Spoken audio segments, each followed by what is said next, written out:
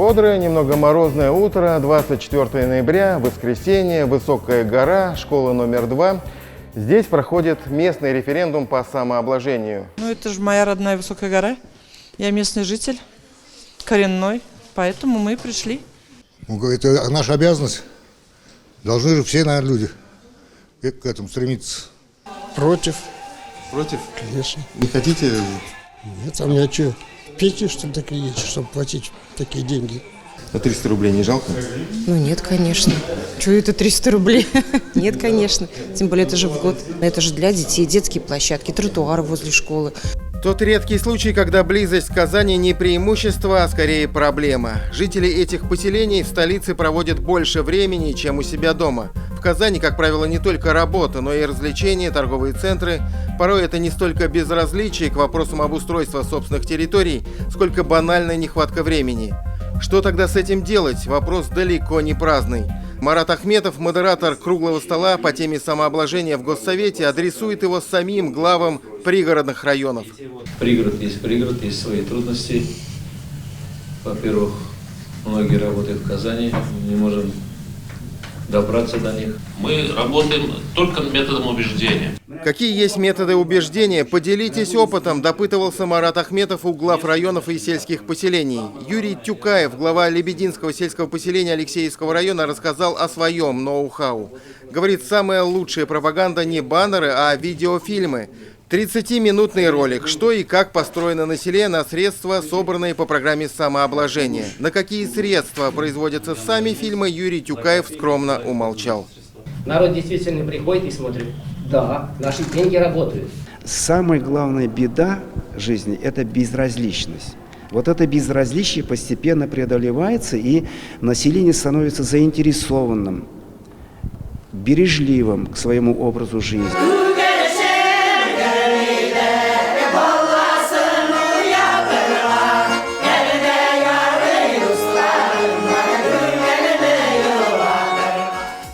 Жить стало легче, жить стало веселее и комфортнее в деревнях Большие и Малые Отряси, Никифоровка, Тютюжского района. Программа по самообложению стартовала здесь в 2015 году.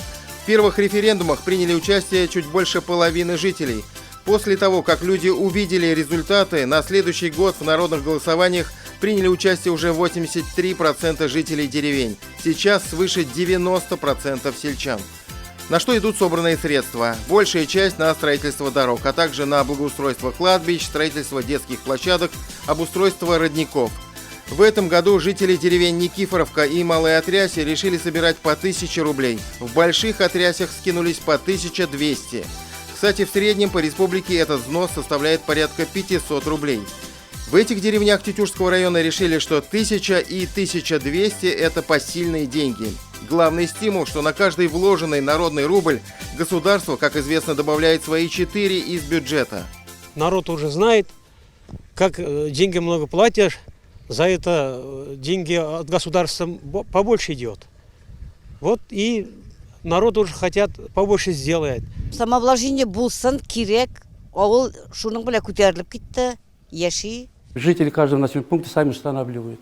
Примерно у нас в республике эта сумма от 500 рублей до 1200. Самообложение – это как раз наглядный пример истинно народной программы. Поскольку собирать, на какие цели решают сами граждане. В этом году, скажем, жители одной из деревень Кукмарского района решили, будем собирать по 5000 рублей с человека. Какие-то населенные пункты, которые согласились по 5000 собрать. Деревня Октябрина и Верхняя Юмья, это они, Октябрина 5000 рублей, и Верхняя Юмья 1000 рублей. Кукмар – один из районов, где программа по самообложению работает наиболее успешно. За все 6 лет район получил 357 миллионов рублей, на которые было построено 150 километров дорог, приобретено более 4000 светильников, установлено 170 гидрантов. В масштабах всего Татарстана только за 10 месяцев текущего года сельчане собрали более 242 миллионов рублей. Соответственно, взнос государства будет в 4 раза больше, то есть больше 1 миллиарда рублей. Прибавьте к этой сумме средства, которые вносят в обустройство своих сел спонсоры, получается весьма достойная цифра. Под термином «спонсор» мы имеем в виду не какие-то богатые компании, а самих селян. Людей, может быть, чуть более состоятельных, чем их земляки. Таких неравнодушных в Татарстане год от года становится все больше. Гузулия Абулханова из деревни Новая Шаймурзина Буинского района обустроила часть дороги к родительскому дому на собственные деньги. В деревне Малой Атряси Тетюшского района свой пример для подражания. Уроженец здешних мест Камиль Гайнуддинов. Он не любит выпячивать свои достижения, но земляки благодарят. И мы считаем, что республика и район должны знать своих героев. Часть этой дороги построена на средства по самообложению, а часть на личные деньги Камиля Гайнуддинова, которые он вкладывает также в обустройство памятников и мест отдыха. В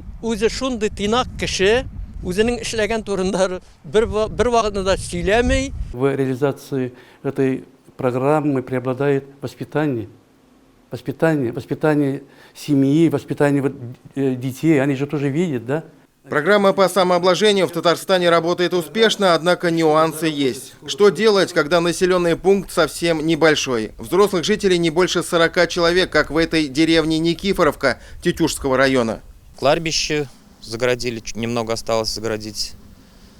Родник поправили, тоже не хватило средств пока еще. Народу мало, не хватает денег.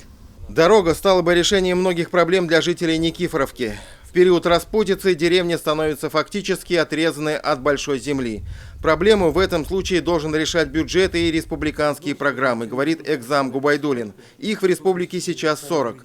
Дойдет очередь и до Никифоровки.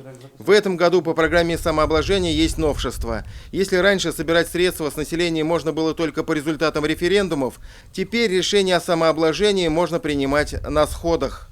Сходах это легче. Сход собрался, там сразу решаешь, что делать.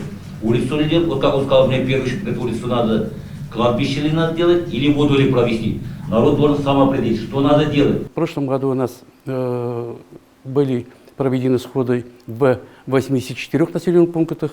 Я думаю, в этом году их будет намного больше. Большое подспорье, что теперь исходы в деревнях можно проводить поэтапно. Если в деревне проживает 600 жителей, собрать всех в один день в одном месте проблематично. Тогда можно провести несколько сходов. Ясно, что лица, ранее принимавшие участие в сходе граждан, на последующих этапах участия в голосовании не принимают. Решение схода граждан считается принятым, если за него проголосовало более половины участников схода. Ветераннарға, тыл ветераннарына памятниклар ясадылар инде. Халыкка рәхмәт, халык бердәм булып, җыелып эшләделәр. Хәзер кешегә күрсәтерлек әйберебез бар. Алдагысы безнең иске авылыбыз бердәм халык, күңелле халык, дус тату яшибез. Тимур Бекмурзин и Роман Безменов. 7 дней. Все выпуски программы «7 дней» смотрите на YouTube-канале ТНВ.